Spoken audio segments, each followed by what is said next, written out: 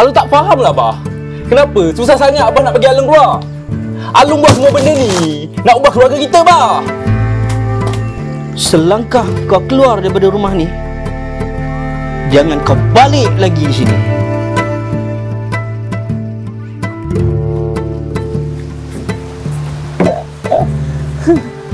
Ni, bah. Alung dah ambil kat sana. Alhamdulillah. Senang abah ada anak jantan. Abah ni laki tua. Apa-apa boleh abah minta tolong Alung. Bapak kau tu makin lama makin tua. Kau lah yang patut sara keluarga kau ni. Kerja je main dekat bandar, ubah kehidupan kau jadi macam aku ni lah.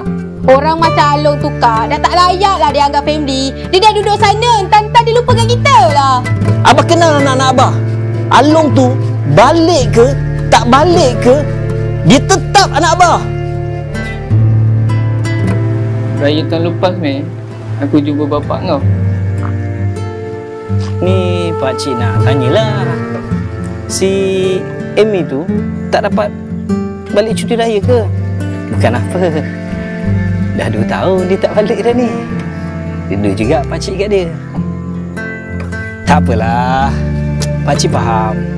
Mungkin dia sibuk, tu yang dia tak dapat balik beraya.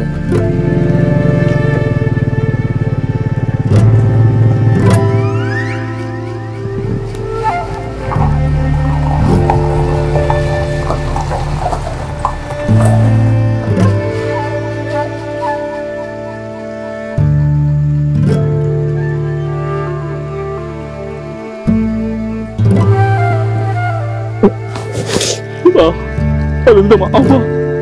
Alung tahu Alung nak daka, bah.